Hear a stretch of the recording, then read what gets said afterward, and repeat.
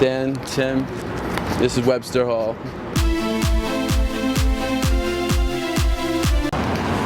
We started in early 2011, actually late 2000, November, yeah.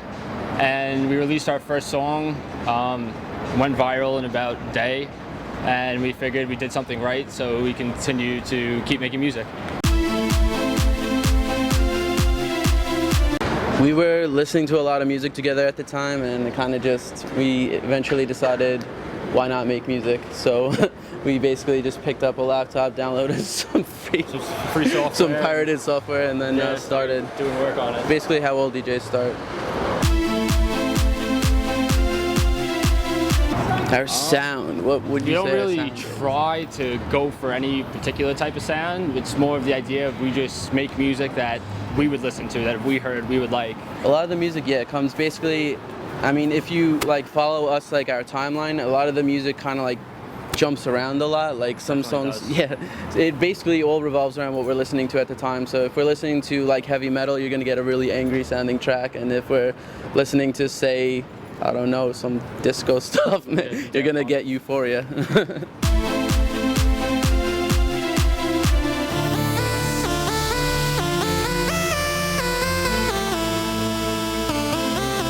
Yeah, I guess the idea was kind of to involve another medium that usually isn't kind of represented in that particular genre.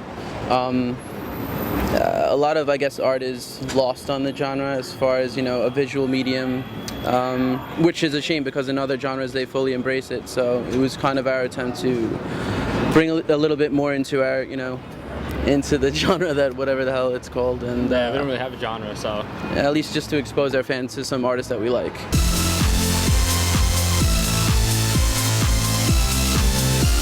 Okay, well, for the majority, what we do is, most of it is actually done using FL Studio. All of our original content is actually built up into one big song, pretty much.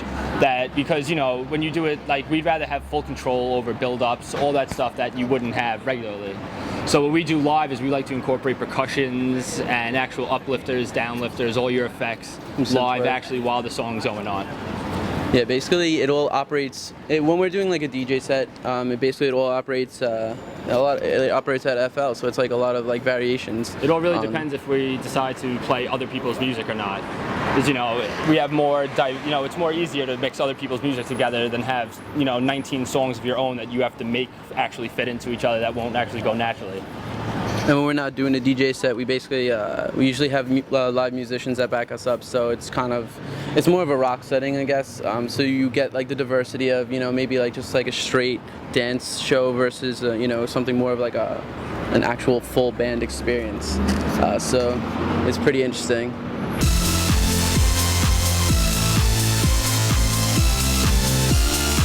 The venue can, then if the venue can support it, is the best answer to that. The last performance we went to, we tried doing the visuals and their computer couldn't handle it. We're getting about 1 frame per second, so we pretty much crashed the guy's visual projector setup and got the whole awesome blue screen of death on the screen for everybody to see for a good moment. So that was a cool moment. Killing computers. And a personal fail.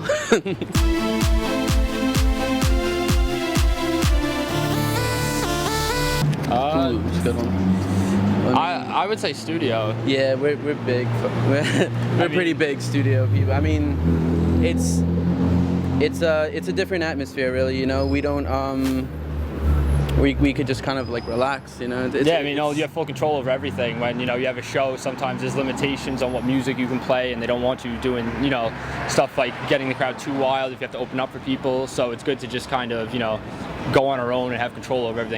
more freedom in the studio, and it's kind of I mean, it's like a pastime at this point, So whereas other people would go and maybe, I don't know, watch sports or something for a few hours, instead we'll go and work on music. Make a song.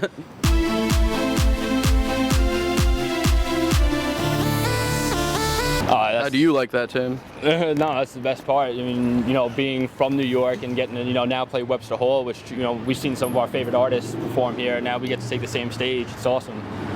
Yeah, I mean, if you're gonna make it anywhere in New York. I mean, some of the best bands of all time are here. At least some of our favorite bands, Strokes. I'm gonna throw it out for Animal Collective, even though you hate them. But Vampire Weekend, just a lot of cool like rock bands that are from here.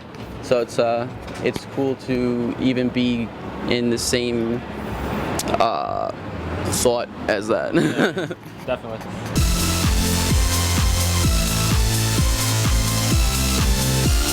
Where do you see this going? I don't know. We never really had a direction for it. Just kind of just been winging it so far, making music and going out performing it. So the good answer is we have absolutely no idea where this is going. Yeah, just gonna continue doing what we do and see where it leads us. As long as people like listening to what we make, then we're gonna continue to make it, and wherever that takes us is where we're gonna go.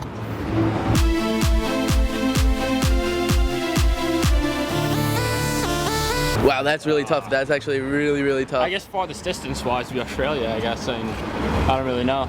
And we have fans all over the world, India. Yeah, we're big in weird India. Countries we're big in know. India. We're big in Asia. And that's a good thing yeah, about Asia. having YouTube is that anyone can see it. You gain fans from all over the world. It's really interesting seeing like depending on what kind of a song we put out, like what kind of I guess genre it would fit into, where the popularity lies. Like some songs are really big in Russia apparently, and other songs do better in different areas than other ones. Arkansas.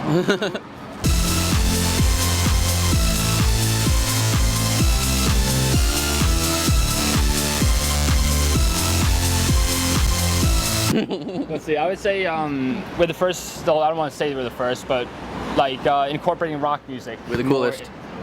More into dance than any, like, kind of differently than anyone else is doing, and kind of showing people that you can still use guitars and rock-based percussions in dance music and still make it work. A lot of people forgot that the 90s was a really cool time for rock music, yeah. So we're just reminding them of that. It's basically a dance version of 90s rock. Yeah. I'm Tim from Aiur and I run the night. Do you? I'm Dan from Aiur and I run the night. Do you?